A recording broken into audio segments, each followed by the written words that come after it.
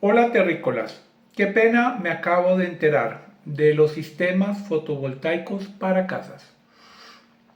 He realizado un presupuesto de un sistema de energía solar sin inyección de energía a la red comercial para alimentar las cargas de corriente alterna importantes de una casa en zona rural de Popayán. O sea, poner paneles para neveras, modem Wi-Fi, televisores y portátiles. ¿Por qué estoy haciendo esto? Empecemos la historia. Por más de 20 años he trabajado con sistemas fotovoltaicos con sistema de batería nominales de 12 voltios, 24, 48, 96, incluso 120 voltios. Ojo, corriente continua. ¿Y por qué altos voltajes? Me preguntarás.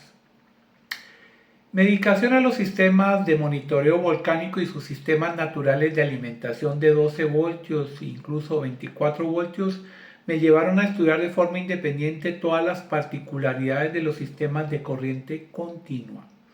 ¿De qué hablo? Paneles solares, controladores solares, baterías, protecciones, etcétera. Todo lo relacionado. En un año pasado, que no recuerdo, en un contrato con el SGC, que tampoco recuerdo, fallaron las UPS de la oficina que alimentaban los equipos de monitoreo de los volcanes Puracé, Sotará y Nevado del Huila. Debido a esto, los encargados propusieron inicialmente apagar todo, hasta que repararon los equipos o se adquirieran los de soporte. Recordemos que en esta era digital todos los equipos operaban con 120 voltios de corriente alterna AC, muy diferente a la corriente continua DC. Volvemos terrícolas a este punto más adelante después de salirme un poco de esta historia. ¿Qué pasó mucho antes? Capítulo 1. El PC alimentado con corriente continua. Recordé en los años 2000 que un ingeniero llamado Héctor Ibarra, fundador de la empresa Itel SAS de Popayán, me enseñó que un PC antiguo con un interruptor de voltaje 115 voltios, 230 voltios AC podía funcionar con corriente continua con 230 voltios DC, ya que lo único que importaba era que los dos capacitores en serie de la fuente conmutada tuvieran el voltaje suficiente para generar los voltajes para la placa madre del computador. Ustedes dirán, ¿qué importancia tiene esto? Así que me hice la siguiente pregunta. ¿Realmente si se requiere tener cargados dos capacitores en serie para alimentar una fuente conmutada, por qué necesariamente esta energía debe ser alterna? ¿No podría ser continua? Obviamente pasando por el puente rectificador. Total, lo que se requiere es dar energía al sistema, no que la alimentación sea de una energía específica. Ahí me encontré con un concepto en el grupo de electricistas donde compartí este razonamiento y muchos dijeron, la corriente continua tiene muchas pérdidas. ¿Qué pasó? Busqué las leyes matemáticas que definen las pérdidas en los dos tipos de corriente, o sea, alterna y continua, y encontré que cosas que los conocedores del tema saben muy bien. Las pérdidas en un cable que alimenta una carga la define la ley de Ohm y ley de Watt, y son iguales para corriente continua y corriente alterna. Pero incluso en la corriente alterna la frecuencia genera pérdidas adicionales comparadas con la corriente continua por el efecto pelicular. Todo evaluado, obviamente, en valores RMS, claro. Muchos conocedores del tema dirán, profe Schuller, en corriente continua la carga se llama resistencia y en corriente alterna se llama impedancia. No te olvides de la potencia aparente y la potencia real consumida, el coseno phi, etc. ¿Qué me enteré? Una realidad en donde mencionar corriente continua para alimentar equipos diferentes a 12 o 24 voltios podía haber opositores. ¿Qué pasó? Capítulo 2. La guerra de las corrientes. Buscando en internet recordé a principio del siglo hubo una guerra comercial, aclaro, principio del siglo anterior, entre las tecnologías implementadas por el inventor norteamericano Thomas Alva Edison y Nikola Tesla. Ambos buenos inventores, pero déjenme decirlo de una vez, ninguno ganó ni perdió. Cada corriente sigue sus leyes físicas y podemos usarlas según las necesidades. Yo como técnico electricista fui educado para usar tablas y fórmulas para la tecnología 120 voltios, 230 voltios corriente alterna, dependiendo del país donde se use. Y todos los conceptos están ajustados a esta implementación. ¿Qué pasa con la corriente continua? Hay que repensarla. ¿Por qué usamos corriente alterna? Pues miremos. Primero, porque es fácil convertir en altos y bajos voltajes mediante transformadores. Equipos con bobinas estáticos sin partes móvil, lo cual es una gran ventaja. Segundo, consecuencia de lo anterior, se puede transportar con bajas pérdidas desde zonas de producción lejos de zonas de consumo como las ciudades.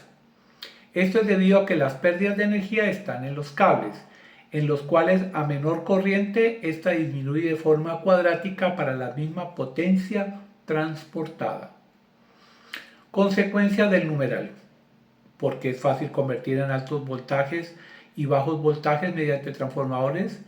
Los equipos en casa usan la ventaja del bajo voltaje reconvertido a 120 voltios o 230 voltios, aunque nos podemos matar si nos conduce más de 30 miliamperios, cuando el circuito es el cuerpo humano, eso lo sabemos. Bueno, comparado con la alta tensión, es manejable con buenos cables, con buenos aisladores, interruptores diferenciales, etc. Ahora vienen los equipos actuales que usamos en casa.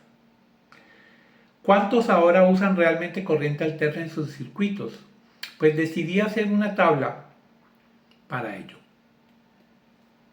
Capítulo 3. Equipos antiguos, equipos nuevos. Si vemos la iluminación, antiguamente teníamos un hilo de wolframio, o sea, un bombillo incandescente, que podía funcionar con corriente alterna, corriente continua. Hoy que tenemos una luz LED que puede funcionar con corriente continua, corriente alterna. La iluminación por tubos de descarga, o sea, lo que se conoce comúnmente como fluorescente, que se usaba antes, inductores y arrancadores, que funcionaban todos con corriente alterna. ¿Qué tenemos ahora? Balastros electrónicos, que pueden funcionar con corriente alterna, con corriente continua. Equipos de sonido, transformadores de voltaje de 120 voltios a 12 voltios, 0, 12 voltios alterno. ¿Cuáles son los circuitos que usaban antes? Alternos. ¿Qué usan ahora? Fuentes conmutadas y transformadores magnéticos. Todavía siguen usándose de esa misma forma. Antes, computadores portátiles, torres, pantallas. ¿Qué se usaba antes? Fuente conmutada con circuitos sujetadores dobles o rectificadores completos para alimentación de 115 voltios. O también para 230 voltios. Usaban circuitos de AC o DC. En este momento, ¿qué puede funcionar esto?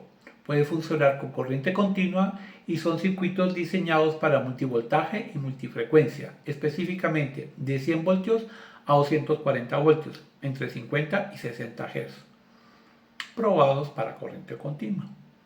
Televisores, antes que usaban fuentes conmutadas con rectificador completo para alimentación a 115 voltios, que se usaban con corriente alterna. Ahora, ¿con qué se pueden usar? Se pueden usar con corriente continua, con fuentes conmutadas con rectificador, multivoltaje y multifrecuencia, entre 100 voltios y 240 voltios, entre 50 y 60 Hz. ¿No les va pareciendo eso sospechoso? Las lavadoras antiguas usaban un motor monofásico, incluso con un condensador de arranque, usaban un sistema de jaula de ardillo y un pequeño motor para el timer de bobina en corto, el cual generaba los tiempos para el lavado. Todo esto funcionaba con corriente alterna. Actualmente pueden funcionar con una fuente conmutada, multivoltaje, multifrecuencia, 100 voltios a 240 voltios, 50 60 Hz. Pueden funcionar con ese voltaje alterno, incluso con corriente continua. Las neveras tenemos exactamente lo mismo, un motor monofásico, jaula de ardillo y tenemos ahora también multivoltaje, pero vienen ajustados a voltaje 120 voltios, no multirango, por lo que se ha podido investigar. Tenemos licuadoras, batidoras, jugueras. Usan motor universal de escobillas, pero ese motor universal se puede usar también en corriente continua, habrá que hacer los estudios. Horno microondas funciona con corriente alterna porque necesita elevar el voltaje para el magnetrón. Pero para usarlo ahora actualmente con corriente continua es muy difícil. Adaptadores de corriente de muchos dispositivos electrónicos. Antes todos usaban por defecto transformador magnético con un rectificador. ¿Qué usan en este momento? Fuente conmutada con rectificador multivoltaje, multifrecuencia entre 100, 240 voltios, 50, 60 Hz y pueden funcionar con corriente continua. Si no lo creen, miren su adaptador del cargador de su celular. Como vemos con la descripción anterior, ha existido una migración a operación multivoltaje y multifrecuencia, aunque algunos siguen siendo únicamente posible de alimentarlos con corriente alterna, como el horno microondas.